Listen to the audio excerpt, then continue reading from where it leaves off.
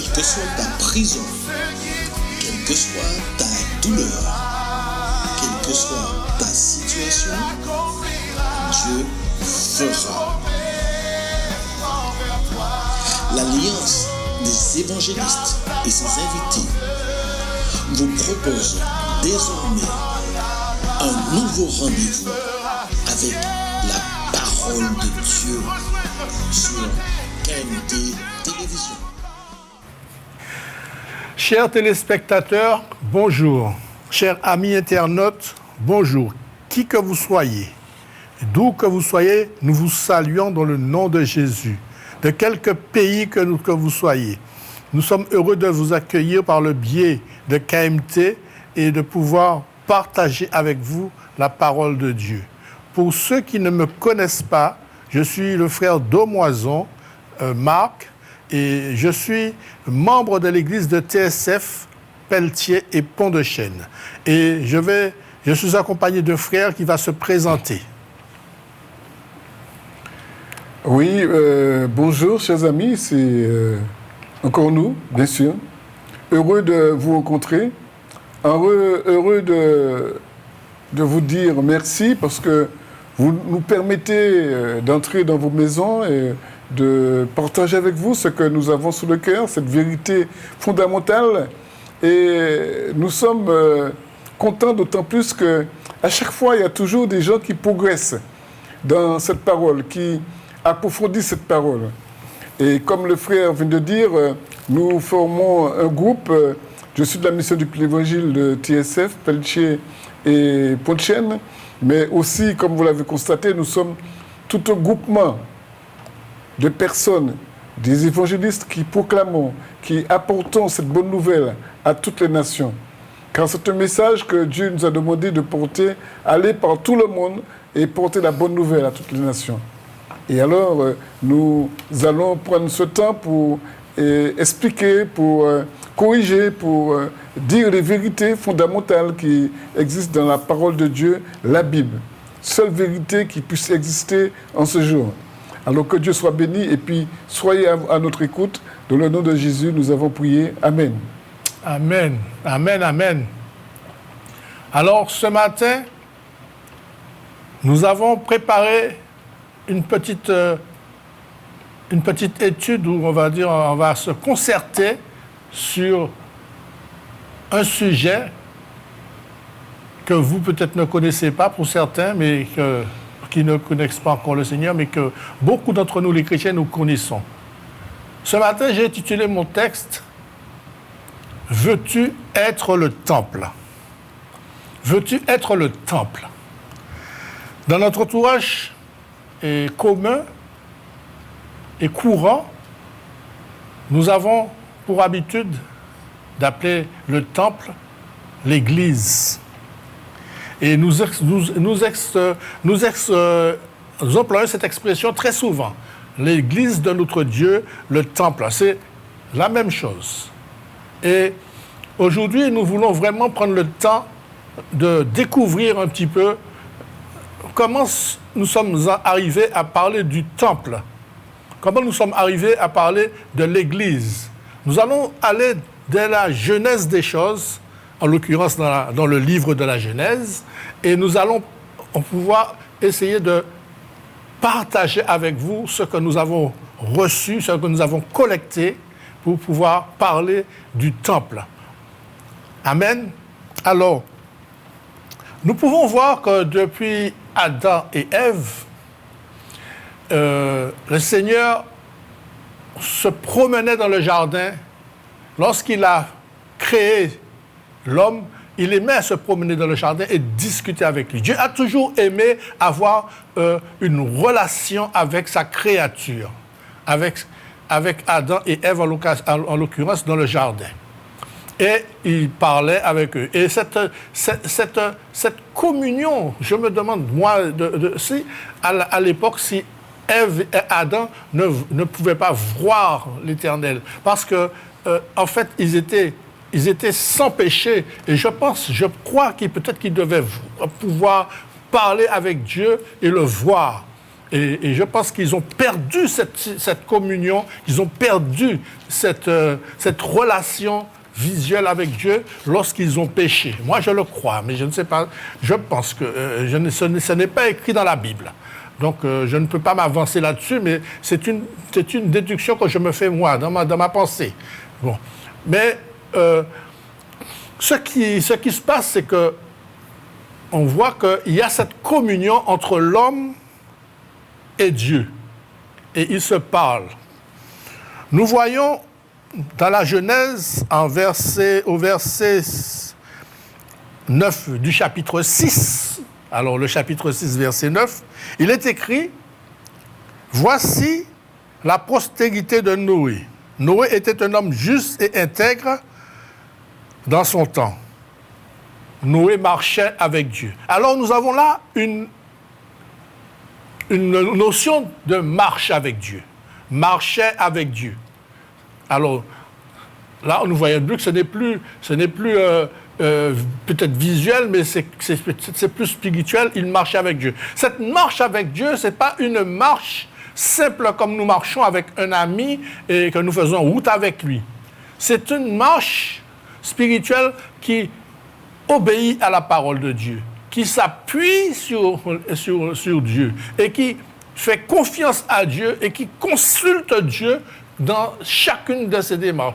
C'est une relation profonde que Noé entretenait avec Dieu et nous voyons tellement que c'était profond qu'il était le seul à entretenir cette relation avec Dieu alors que dans le monde qui l'entourait, il y avait un désordre carrément. Les hommes étaient mauvais, tellement mauvais que Dieu avait décidé de supprimer toute vie et il n'avait gardé que Noé par rapport à sa marche avec lui, par rapport à sa fidélité. Et il a sauvé juste Noé et sa famille. Alors, nous voyons que c'est une marche qui était vraiment sincère avec Dieu et fidèle.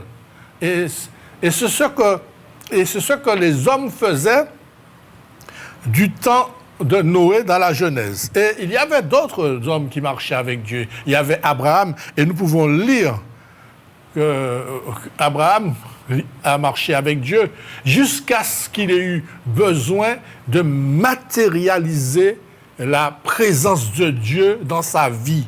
Et donc, ce n'est pas Abraham, c'est Noé qui a fait avant Abraham. Noé avait fait cela. Il avait matérialisé sa présence avec Dieu. Et Abraham l'a fait aussi, un peu plus tard. Mais Noé l'a fait avant lui. Et nous pouvons le lire dans la Genèse 8 au verset 20. Il dit, Noé bâtit un autel à l'Éternel. Noé bâtit un autel à l'Éternel. Il prit de toutes les bêtes pures et tous les oiseaux purs, et il offrit des holocaustes sur l'autel. Il a bâti un autel à l'Éternel parce qu'il avait besoin de lieu. Il a ressenti le besoin de créer un lieu où il puisse rencontrer son Dieu pour lui montrer des holocaustes. Et beaucoup plus tard, dans le livre de Genèse, nous voyons aussi, comme je l'ai dit tout à l'heure, qu'Abraham a fait de même. Nous pouvons le lire aussi dans Genèse 12, verset 7. Il est écrit, « L'Éternel apparut à Abraham et dit, « Je donnerai ce pays à ta postérité. » Et Abraham bâtit là un autel à l'Éternel qui lui était apparu. L'Éternel lui a promis une postérité et lui, il a bâti un autel, lui aussi, parce qu'il avait besoin d'une proximité avec Dieu. Il avait besoin de matérialiser la présence de Dieu dans sa vie, parce que c'était une présence spirituelle jusqu'à présent. Il marchait avec Dieu, mais là, il avait besoin de cela. Et c'est là que nous voyons le besoin de rencontrer Dieu et de se retrouver dans un lieu. Alors, il est dit dans le verset 8, « Il se transporta de là vers la montagne, à l'orient de Béthel, et il dressa ses tentes. ayant Bethel à l'Occident et Haï à l'Orient, il bâtit encore là un autel à l'Éternel. Il invoqua le nom de l'Éternel. Il bâtit un autel et il invoqua le nom de l'Éternel. Et nous sentons ce besoin de communication de l'homme avec son Dieu. Et nous pouvons lire encore plus tard que l'homme évolue avec les années. Et nous voyons que dans Exode, nous voyons Moïse plus tard, qui communiquait avec Dieu sur la montagne. C'était plus l'autel, c'était la montagne de l'Éternel. Nous pouvons lire dans Exode 19, verset 3. Il disait, je peux recommencer à partir du verset 1er. On va lire à partir du verset 1er. Exode 19, verset 1er. Le 3e mois, après leur sortie du pays d'Égypte, le 3e mois, les enfants d'Israël arrivèrent ce jour au désert de Sinaï. Étant partis de Riphidim, ils arrivèrent au désert de Sinaï et ils campèrent dans le désert. Israël campa là vis-à-vis de la montagne. Et au verset 3, il est dit, Moïse monta vers Dieu. Et l'Éternel, du haut de la montagne, lui parla en disant, tu parleras à la maison de Jacob et tu diras aux enfants d'Israël, et vous pouvez lire la suite. On va s'arrêter à ce verset-là, et vous pouvez lire la suite. Et nous voyons que les enfants d'Israël, que Moïse est monté, il est monté sur la montagne pour rencontrer Dieu. Et c'était sur la montagne qu'ils avaient une relation avec Dieu. Ils avaient un moyen de pouvoir communiquer avec Dieu. C'est un petit peu difficile de pouvoir vraiment expliquer toutes ces choses. Et vous comprendrez que je prends le temps de chercher mes mots pour ne pas dire les choses qui ne sont pas tout à fait justes. Et je veux m'appuyer sur la parole de Dieu pour pouvoir le faire. Donc comprenez bien que ce n'est pas une chose que nous pouvons débattre, que nous pouvons discuter à la légère. Et ce sont sous l'appui de la parole que nous devons nous mettre. Et nous voyons que au verset 10, il est écrit, et l'Éternel dit à Moïse, va vers le peuple, sanctifie-les aujourd'hui et demain, qu'ils lavent leurs vêtements, qu'ils soient prêts pour le 3e jour, car le 3e jour, l'Éternel descendra aux yeux de tout le peuple sur la montagne de Sinaï. Et c'est là que l'Éternel descendait, c'était sur la montagne de Sinaï. Et nous voyons que ces choses se sont faites. Et dans Exode 25, au verset 8, 9 et 10, ce que je viens de lire, sur le verset, ce que je viens de dire, comment dire, se justifie, voilà, se justifie. Il est écrit, ils me feront un sanctuaire et j'habiterai au milieu d'eux. Le Seigneur, à partir de la montagne, demande à ses enfants, à son peuple, de lui faire un sanctuaire. C'est le Seigneur qui parle, c'est lui qui demande. Ils me feront un sanctuaire et j'habiterai au milieu d'eux. Alors là, nous voyons que nous passons de la montagne au sanctuaire. Et ce sanctuaire, nous pouvons continuer à le lire dans le verset 9, vous ferez le tabernacle et tous ses ustensiles d'après le modèle que je vais vous montrer. Un tabernacle. Ils feront une arche de bois d'acacia sa longueur sera de 2 coudées et demie, sa largeur d'une coudée et demie, et sa hauteur d'une coudée et demie. Un sanctuaire et une tente. Une tente. Alors, je ne sais pas, pour ceux qui le connaissent, si vous avez entendu parler de la tente d'assignation, c'était cette tente qui avait été construite pour couvrir l'arche, le tabernacle de l'Éternel, pour le protéger, et c'était à la demande de Dieu. Le sanctuaire et une tente. Nous pouvons le lire dans Exode 26, à partir du verset 7. Il est écrit « Tu feras des tapis de poils de chèvre pour servir de tente sur le tabernacle. » C'est l'Éternel qui parle.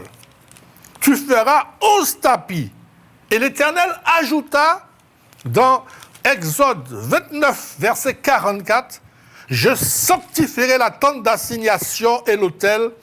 Je sanctifierai Aaron et ses fils pour qu'ils soient à mon service dans le sacerdoce. » Et c'est là que l'Éternel désigne des hommes pour pouvoir être à son service dans le sacerdoce. Dieu a toujours eu à cœur de nous utiliser pour ses plans, dans ses plans, dans sa manière. Il nous a, depuis qu'il a créé l'homme, il a toujours voulu marcher avec l'homme et intégrer l'homme dans ses projets. Et nous sommes issus de cette race qui sommes enfants de Dieu, qui sont amenés à entrer dans les projets de Dieu. Est-ce que tu le crois?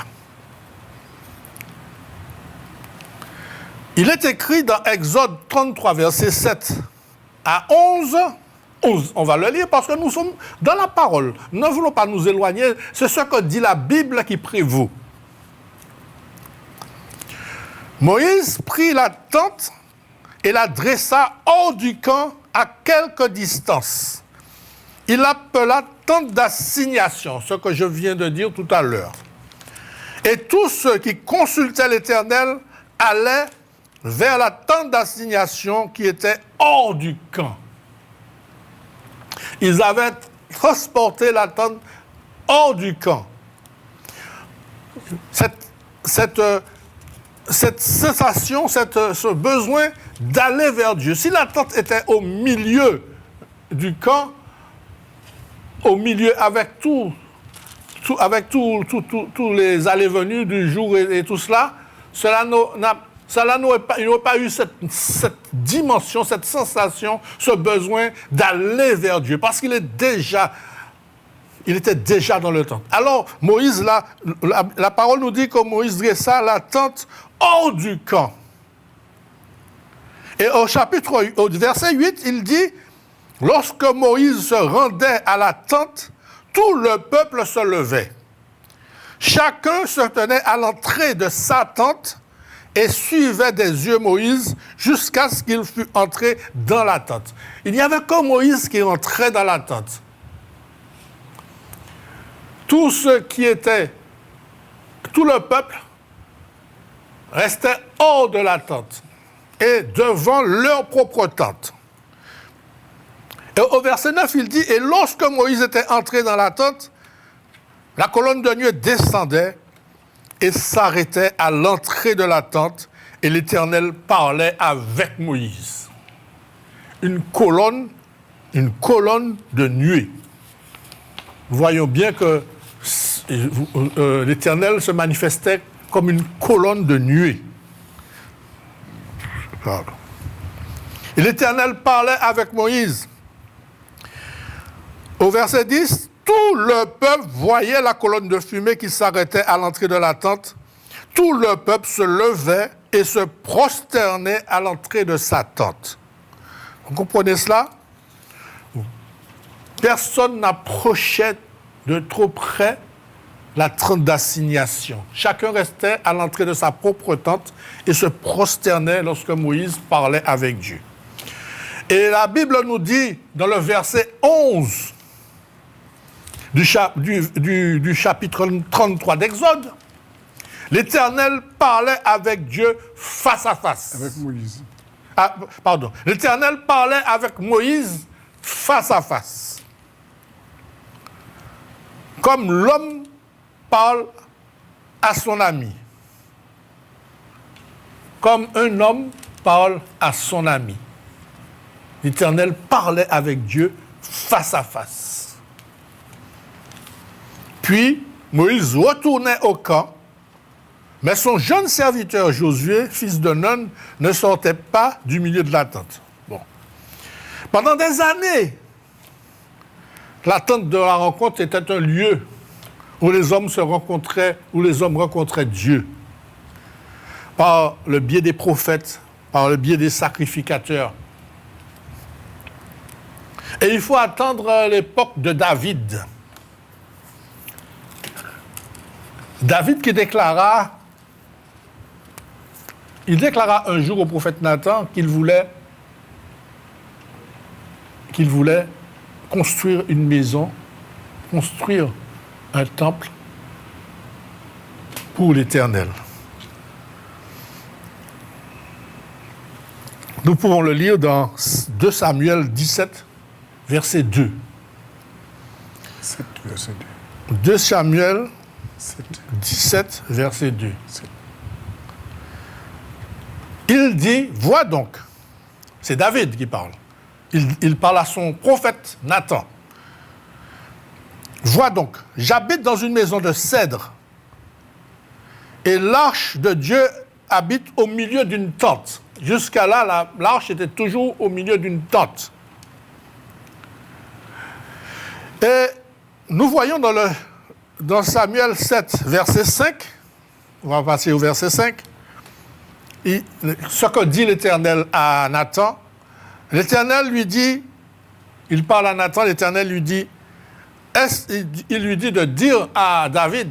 Alors l'Éternel parle à Nathan parce que l'Éternel parlait à David par l'intermédiaire de son prophète Nathan. Et donc il parle à Nathan et dit, tu vas lui dire à David. Tu vas lui dire pour moi ma réponse de ce que je pense de son projet de me faire une maison. Il lui dit, tu lui diras, est-ce toi qui me bâtiras une maison pour que je fasse ma demeure? Est-ce toi? Et au verset 12, il ajoute, quand tes jours seront accomplis et que tu seras couché avec tes pères, j'élèverai ta postérité après toi, celui qui sortira de tes entrailles, et j'affirmerai son règne. J'affirmerai son règne. Au verset 13, il dit, ce sera lui qui bâtira une maison à mon nom. Et j'affirmerai pour toujours le trône de son royaume. J'affirmerai pour toujours le trône de son royaume. Ce sera lui qui bâtira une maison à mon nom. L'Éternel décide de qui il veut qui bâtisse la maison à son nom. Il a dit, ce ne sera pas toi, David, ce sera ton fils. Et lorsqu'il parle de cette descendance, il parle de Salomon, le fils de David. Et nous pouvons lire dans 1 Roi, chapitre 6, verset 1. Il est écrit, ce fut 481 ans. 480 ans, pardon. Près de 500 ans, 5 siècles. Ce fut le 480e année, la 480e année, après la sortie d'Égypte, que Salomon bâtit la maison à l'Éternel. 480 ans après que que le peuple soit sorti d'Égypte. Dieu a permis que ce soit Salomon, son fils, le fils de David, qui lui bâtit une maison pour qu'il passe de l'autel au sanctuaire à la tente et de la tente à la maison, en passant par la montagne, parce qu'il était à la montagne éternelle. Il était sur la montagne et Moïse est allé lui parler du haut de la montagne. Amen. Alors, dans 1 Roi, verset 8, chapitre 8, verset 6, nous pouvons lire « Les sacrificateurs portèrent l'arche de l'alliance de l'Éternel à sa place dans le sanctuaire de la maison, dans le lieu très saint, sous les ailes des chérubins. » Ils ont transporté l'arche de la tente d'assignation à la maison que Salomon avait construite de la part de l'Éternel, parce que l'Éternel lui avait demandé, lui avait dit que ce soit lui qui le ferait. Et ils ont transporté le tabernacle, ils ont transporté l'arche. Et ils l'ont installé dans le lieu très saint, dans la maison de l'Éternel, sous les ailes des chérubins. Nous voyons là que l'Éternel a demandé, a ordonné qu'on lui construise une maison. Mais quand nous regardons dans certains versets, nous voyons que l'Éternel parle. Est-ce qu'il a vraiment besoin d'une maison? Est-ce que l'Éternel a vraiment besoin de cette maison? Si l'Éternel, moi, je dis que si l'Éternel fait ces choses, c'est parce qu'il veut simplement se rapprocher de son peuple et que son peuple puisse le voir, avoir une relation avec lui. Et donc, il décide de cela.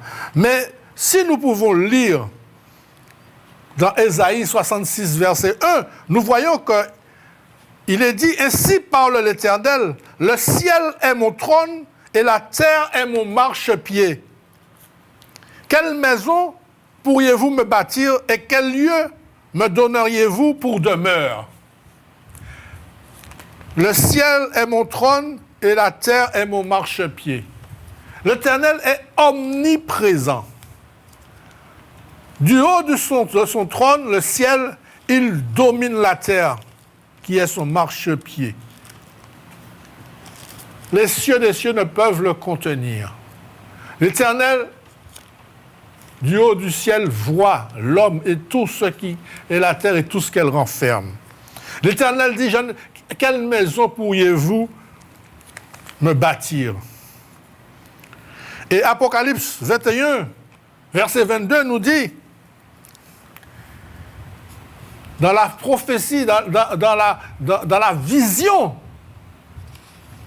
de l'apôtre, il dit, je déclare, je ne vis point de temple dans la ville, car le Seigneur Dieu Tout-Puissant est son temple ainsi que l'agneau.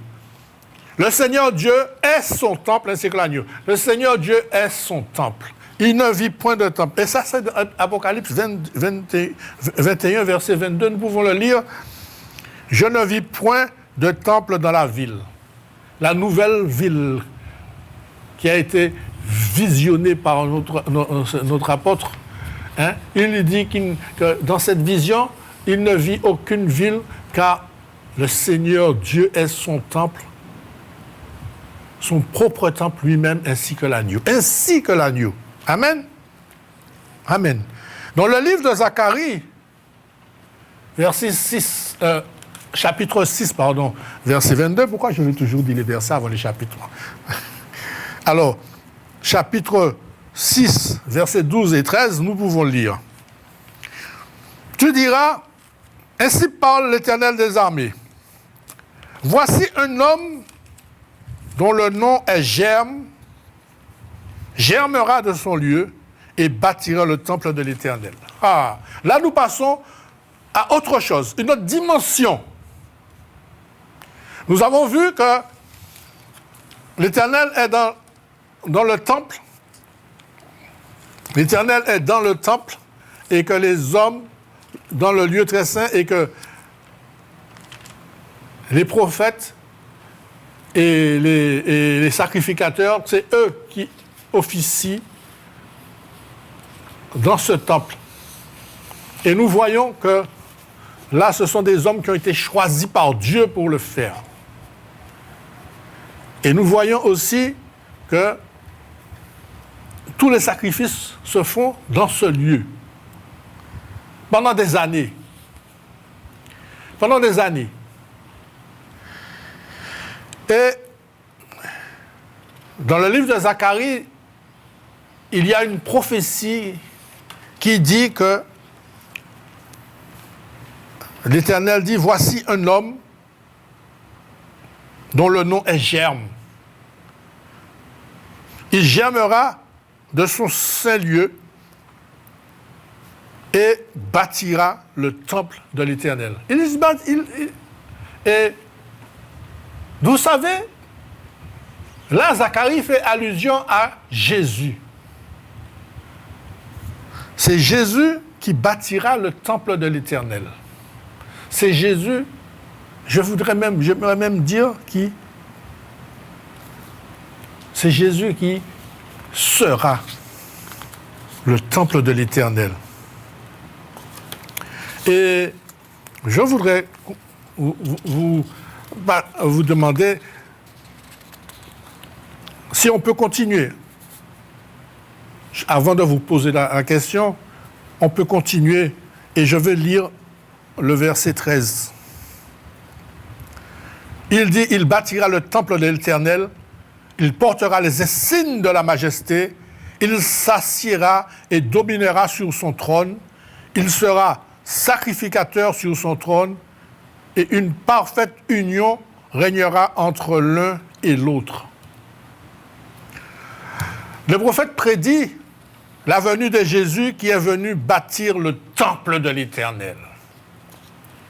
Mais quel temple? Quel temple?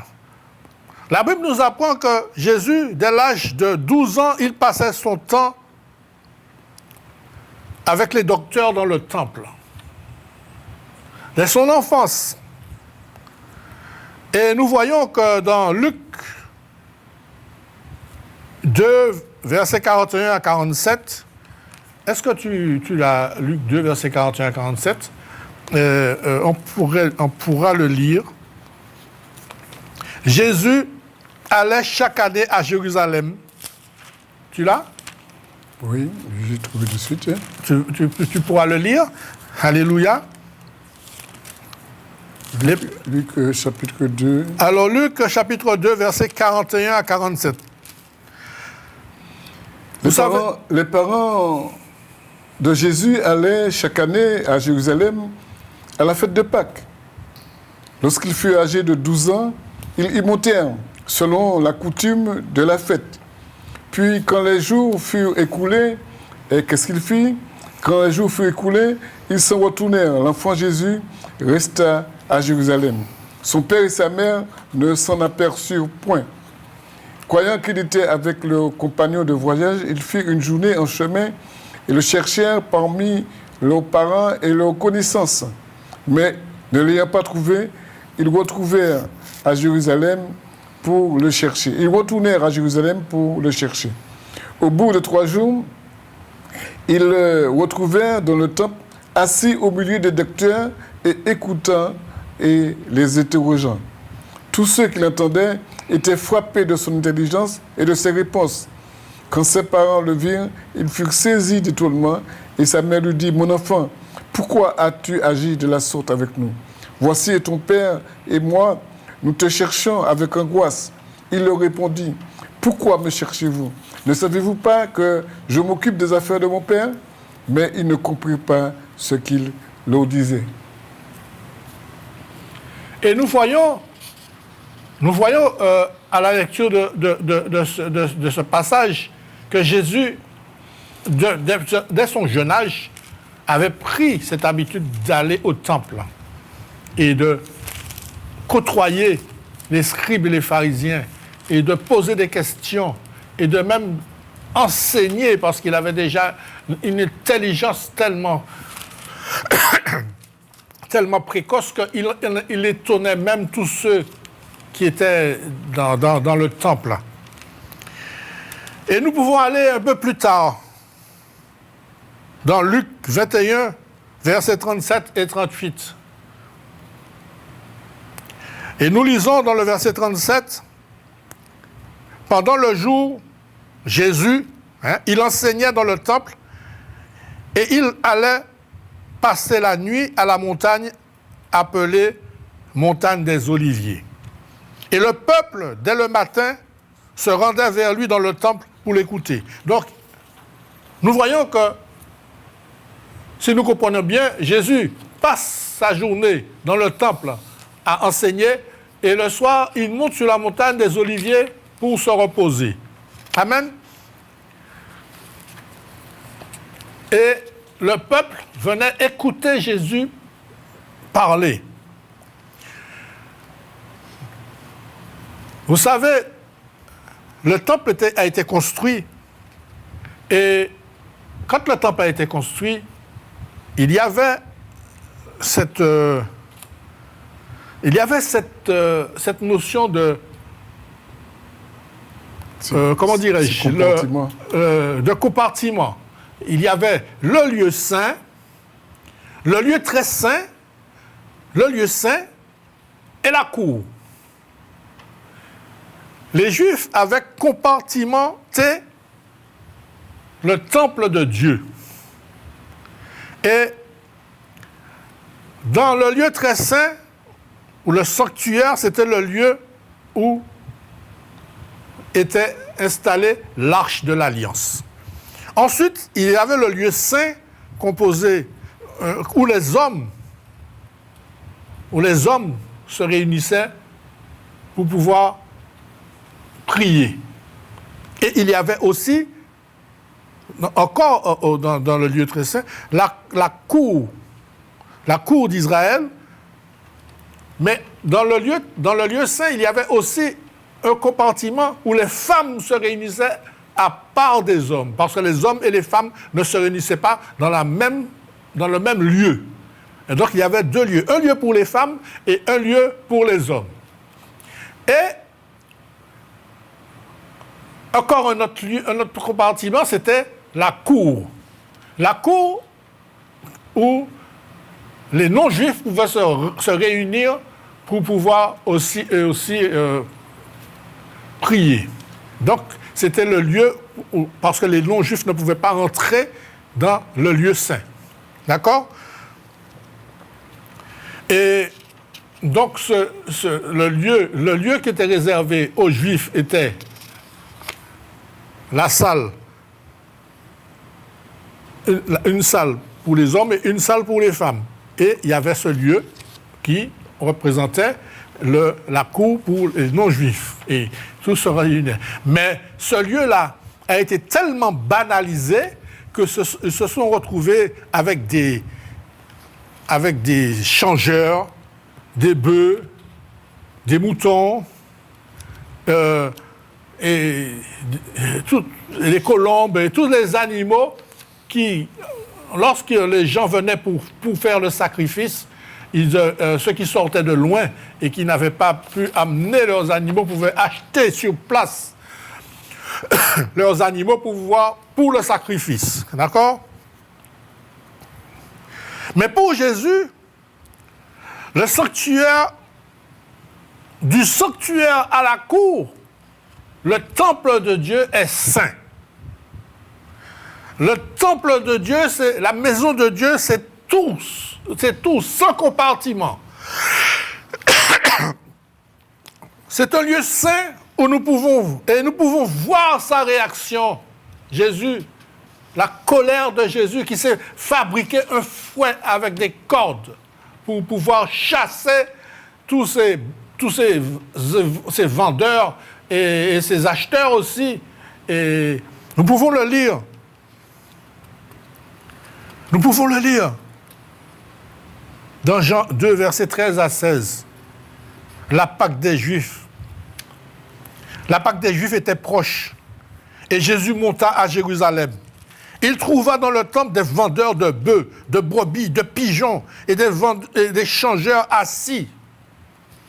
Ayant fait un fouet avec des cordes, il chassa il les chassa tous du temple, ainsi que les brebis et les bœufs. Il dispersa la monnaie des changeurs et renversa les tables. Et il dit aux vendeurs de pigeons, ôtez cela d'ici, ne faites pas de la maison de mon père une maison de trafic. Jésus n'a pas supporté que l'on puisse compartimenter la maison de Dieu et qu'il y ait une partie qui soit réservée à faire du commerce, alors que cette partie était initialement réservée à la prière des non-juifs. Et pour Jésus, il n'y a pas de lieu réservé parce que tout le temple de Dieu est saint. Du lieu très saint à la cour où il faut les trafics, ce lieu est saint. Amen. Et nous voyons Jésus révélant qu'il est le temple lorsqu'il déclare dans Jean 2, versets 19 à 21.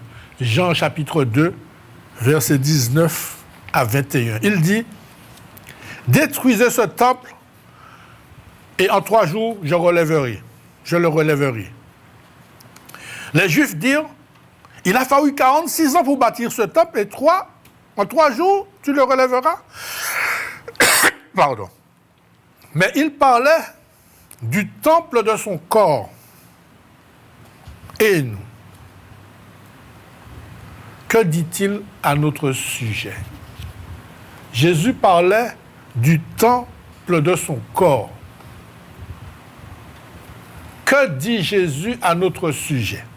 Mais je vais vous lire un passage un verset qui parle de Jésus lorsqu'il déclare qu'il est l'Église.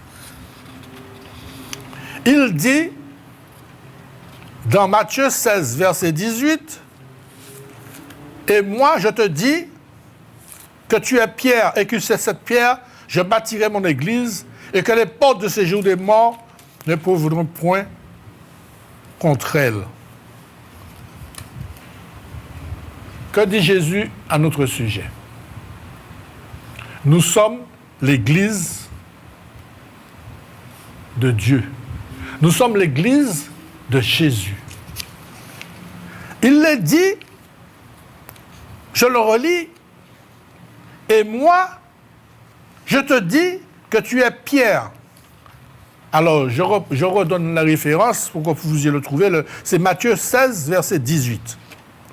Et moi, je te dis que tu es Pierre, et que sur cette pierre, je bâtirai mon église, et que les portes du séjour des morts ne prévaudront point contre elle.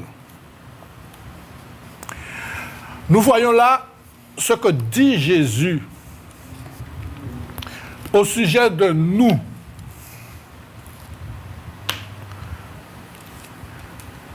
Et dans 1 Corinthiens 6, verset 19, nous pouvons lire, « Ne savez-vous pas que votre corps est le temple du Saint-Esprit qui est en vous et que vous avez reçu de Dieu et que vous ne vous appartenez point à vous-même? Le sais-tu que tu es le temple du Saint-Esprit, que l'Esprit de Dieu habite en toi, que Jésus a dit que sur cette pierre, je bâtirai mon église? Si tu crois que tu es le temple du Saint-Esprit, j'aimerais te poser une question ce matin. As-tu compartimenté le temple que tu es? Ou as-tu donné totalement la place à Jésus dans ce temple que tu es? As-tu laissé une place pour le monde dans ce temple que tu es et une place pour Jésus? As-tu laissé une place pour les parties de domino que tu vas faire et les parties de belote que tu vas jouer et oublier qui est Dieu? Ou as-tu donné à Dieu plus d'importance qu'à ces jeux de domino et de belote? As-tu quelquefois pris le temps de te dire où en suis-je vis-à-vis de Dieu dans ma vie? Qu'est-ce qui me permet jusqu'à présent d'avancer dans la vie? Est-ce le travail? Est-ce mon épouse? Est-ce mes amis? Ou est-ce Dieu qui me donne tout le pouvoir, le succès, toutes choses? Ne me viennent-ils pas de Dieu? Viennent-ils de ceux qui m'entourent? Oui. Tu peux dire qu'il y a des choses qui viennent de ceux qui t'entourent. Mais c'est le Seigneur qui les utilise pour cela. Dieu utilise qui il veut pour pouvoir à tes besoins. Ton travail, c'est grâce à lui. Ton patron, c'est grâce à lui. Ta maison, c'est grâce à lui. Est-ce que tu le crois? Est-ce que tu crois que ce Dieu-là ne mérite pas que tu lui donnes toute la place dans ce temple que tu es? Je veux permettre à mon frère de s'exprimer là-dessus parce que je sens que les mots lui brûlent sur les lèvres. Oui.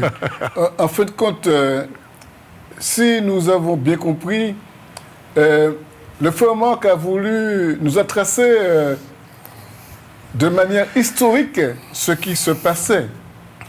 Mais maintenant, nous souhaiterons voir la destination, l'objectif final de Dieu par rapport à nous. Rappelons-nous ce que nous venons de lire dans 1 Corinthiens au chapitre 6, verset 19. La Bible nous dit, « Ne savez-vous pas que vous êtes le corps et que votre corps est le temple du Saint-Esprit qui est en vous, que vous avez reçu de Dieu et que vous ne appartenez pas à vous-même. » Chose irréalisable pour l'homme, devenir le temple de Dieu, devenir le temple du Saint-Esprit. Mais c'est irréalisable pour l'homme, mais possible pour Dieu. Quand nous acceptons Jésus, nous passons de créature de Dieu à enfant de Dieu, et nous pouvons le vérifier dans l'évangile de Jean au chapitre 1, verset 12. Il nous est dit ici, mais à tous ceux qui l'ont reçu, à ceux qui l'ont reçu, à ceux qui croient en son nom, elle a donné le pouvoir de devenir enfant de Dieu. En qualité d'enfant de Dieu, nous sommes édifiés ensemble pour être une habitation de Dieu en esprit. Chers amis, c'est le miracle que produit la nouvelle créature que nous sommes et que nous devenons en Jésus-Christ. Comprenons que, devenu habitation de Dieu, nous portons la marque du Saint-Esprit. Voulons-nous être le temple du Saint-Esprit? La Bible déclare, et nous l'avons lu, que notre corps est devenu temple du Saint-Esprit qui est en vous et que vous avez reçu de Dieu. Et que ce que vous avez reçu n'est plus à nous-mêmes, mais à Dieu. La Bible nous rappelle que nous sommes le temple de Dieu et que l'Esprit de Dieu habite en nous. Est-il vrai? Il est formulé que si quelqu'un détruit le temple de Dieu, Dieu le détruira, car le temple de Dieu est saint, et c'est ce que nous sommes.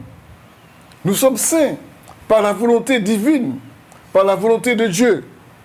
La parole de Dieu déclare, l'éclair et vérité, sachez ceci, votre corps est le temple du Saint-Esprit qui est en vous. Vous l'avez reçu de Dieu. Je le répète. Et ne savez-vous pas que vous avez été rachetés de grand prix? C'est la raison pour laquelle que tout ce qui semble être impossible aux hommes est possible à Dieu. Le processus de transformation se produit en nous. Et de charnel que nous sommes, Dieu nous rend saints par la volonté divine. Nous pensons que nous pouvons réagir comme tous les hommes.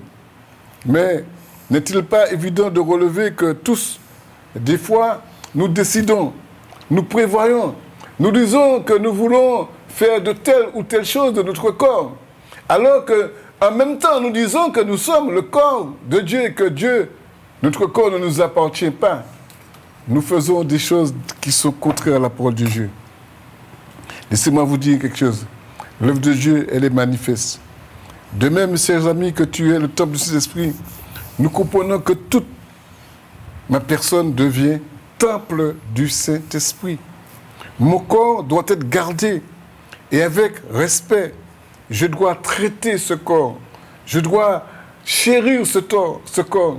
Pas l'aimer plus que Dieu, mais le chérir parce que ce corps que j'ai et qui est transformé appartient à Dieu.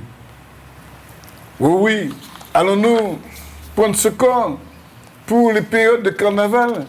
Allons-nous prendre ce corps pour faire ce que nous voulons et ce que nous désirons et en même temps dire que nous sommes temple de cet esprit? Ce n'est pas vrai. Ta marche avec Dieu doit être différente. D'ailleurs, une question se pose. Comment être et vivre une liberté sans déplaire, sans attrister le Saint-Esprit? Nous essaierons de vous répéter. Veux-tu être le temple de l'Esprit? Veux-tu être le temple de Dieu? Et nous sommes depuis quelques instants à essayer de vous faire comprendre que vous pouvez être le temple de l'Esprit, que vous pouvez être la voie divine, vous pouvez être le chemin par lequel Dieu se réjouit. Nous l'avons connu comme porteur de la présence de Dieu. Nous avons une identité nouvelle. Nous savons acquise par notre relation avec Dieu devient comme une intimité avec Dieu. Quand nous sommes le temple de cet esprit, quand nous sommes devenus temple de cet esprit, nous portons toutes les qualités de Jésus et ses sentiments sont indissociables. Son amour, sa puissance, sa sainteté sont en nous. Nous ne pouvons croître dans la connaissance de Dieu parfait que lorsque nous croîtrons aussi dans une volonté parfaite de Dieu. Un Dieu en la personne de Jésus qui a tout quitté pour nous. Nous devons avoir la pensée, chers amis, qui est en Jésus-Christ. Selon Philippiens au chapitre 2, verset 5, « Ayez en vous la pensée qui était en Jésus-Christ. » Notre Dieu est partout. Et dans nos cœurs, dans les cieux, aujourd'hui, il veut faire de toi sa demeure. Est-ce qu'au moins tu l'acceptes? Est-ce que tu as saisi une partie de ce que nous voulons dire?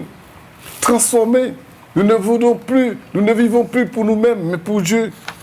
Sais-tu aussi que la vraie unité se dévoile, naît quand tu reconnais ta personne comme une habitation, comme le temple de cet esprit.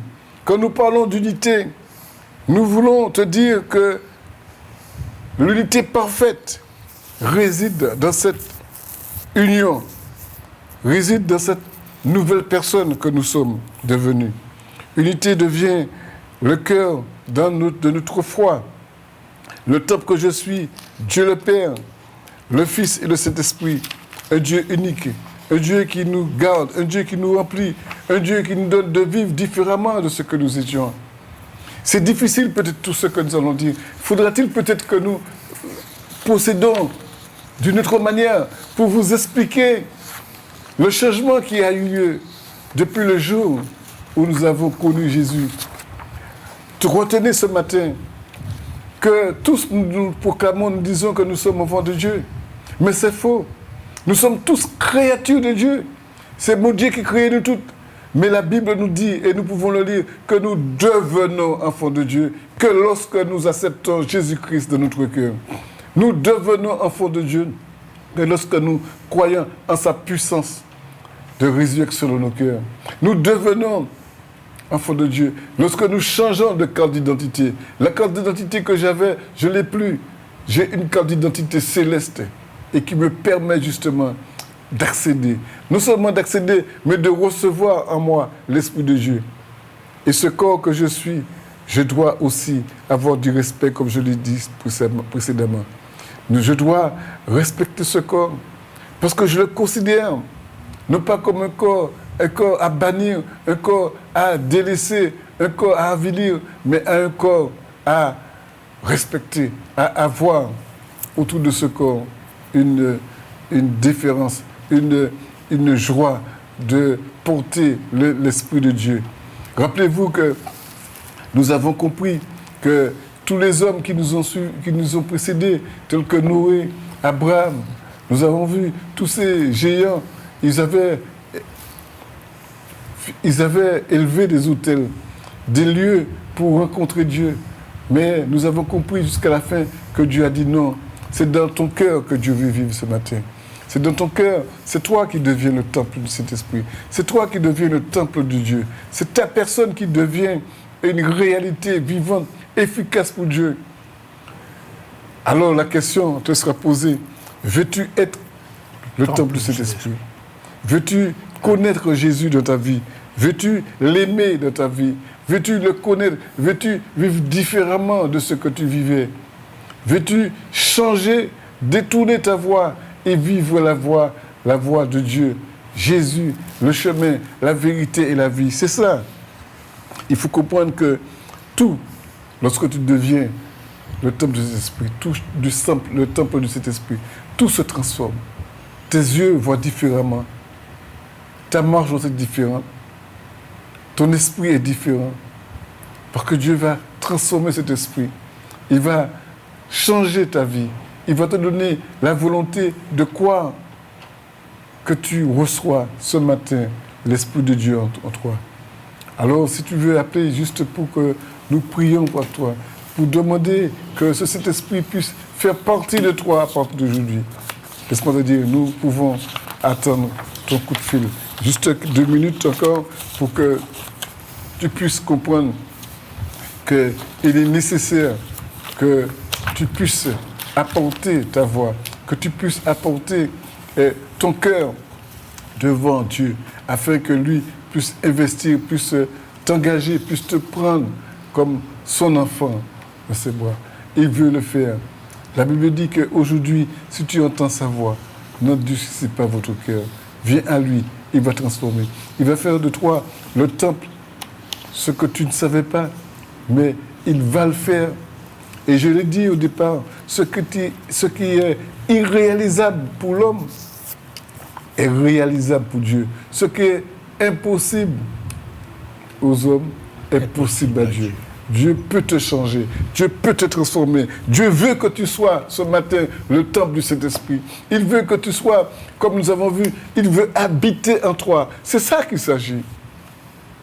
Il veut habiter en toi, il veut vivre en toi. Il veut progresser en toi et que tu croisses aussi selon sa parole, selon sa volonté. Amen. Laisse Jésus te transformer. Laisse-le te saisir. Laisse-le te transformer entièrement. Et tu verras la différence. Tu comprendras ce que c'est. Et comme je le dis encore une dernière fois, on a voulu t'expliquer un peu ce qu'était anciennement le temple et la nécessité que l'homme même, des fois, voyait d'élever des autels. Parce qu'on avait besoin de ce mouvement. On avait besoin de ce lieu pour contacter, pour entrer en relation. Il faut la répéter, en relation avec Dieu. Mais Dieu n'a pas voulu seulement entrer en relation avec nous. Il a voulu vivre dans nos cœurs. Il a voulu entrer dans une intimité parfaite avec nous. Et c'est la raison qu'il veut habiter en toi. Amen. Toi qui écoutes ce matin, laisse Jésus t'ouvrir. Laisse Jésus entrer dans ta vie. Laisse-le faire la voie qu'il doit faire. Et laisse le chemin. Car je répète encore avant de terminer que Jésus est le chemin, la vérité et la vie. Amen. Amen. Ne dis pas je suis injuste, je suis indigne. Ne dis pas je suis indigne. Parce que non, tu viens à lui tel que tu es. Et lui, Lui, si tu lui demandes de te pardonner, de te laver tes péchés, il le fera. Et à partir du moment que tu lui demanderas de laver, de nettoyer, de vraiment laver tes péchés, à ce moment, il le fera à l'instant même où tu lui demanderas. Et si tu veux le faire maintenant, tu le fais. Et tu lui dis, viens dans mon cœur. Et il viendra parce qu'il aura ôté tes péchés. Et il pourra habiter dans une habitation saine, un temple saint, parce que tes péchés te sont pardonnés. N'attends pas d'être meilleur. Tu ne pourras pas te rendre meilleur toi-même. C'est lui qui te rendra meilleur. Ne regarde pas à dire que je ne suis pas digne. Viens simplement à Jésus. Et comme tu es, tel que tu es, n'attends pas demain. N'attends pas que tu sois digne. Il le fera. Maintenant, simplement tu lui dis, Jésus, viens dans mon cœur. Pardonne mes péchés. Je veux être ton enfant. Je te veux dans ma vie. Je te veux dans mon cœur. Et il le fera. Amen. Amen. Amen. Quel que soit, d'où que tu es, quel lieu que tu sois, fais-le. Amen. Amen. Nous allons vous quitter, sachant que demain, nous aurons des frères qui viendront vous partager la parole de Dieu, vous instruire, vous conforter, vous encourager, vous restaurer dans votre démarche et que la joie de l'Éternel, c'est notre force. Amen. Que Dieu soit béni et que vous soyez bénis de la parole du Seigneur. Que Amen. les techniciens, que ceux qui nous accompagnent soient bénis aussi et que surtout que cette télévision soit bénie. Amen. Et qu'elle continue à donner cette possibilité de discuter, de partager, d'échanger avec vous. Dans le nom de Jésus, nous avons prié. Et soyez bénis. Amen. Tous. Soyez bénis. Bye bye. Quelle que soit ta prison, quelle que soit ta douleur, quelle que soit ta situation, Dieu fera. L'Alliance des évangélistes et ses invités vous propose désormais un nouveau rendez-vous avec la parole de Dieu sur KMT Télévision.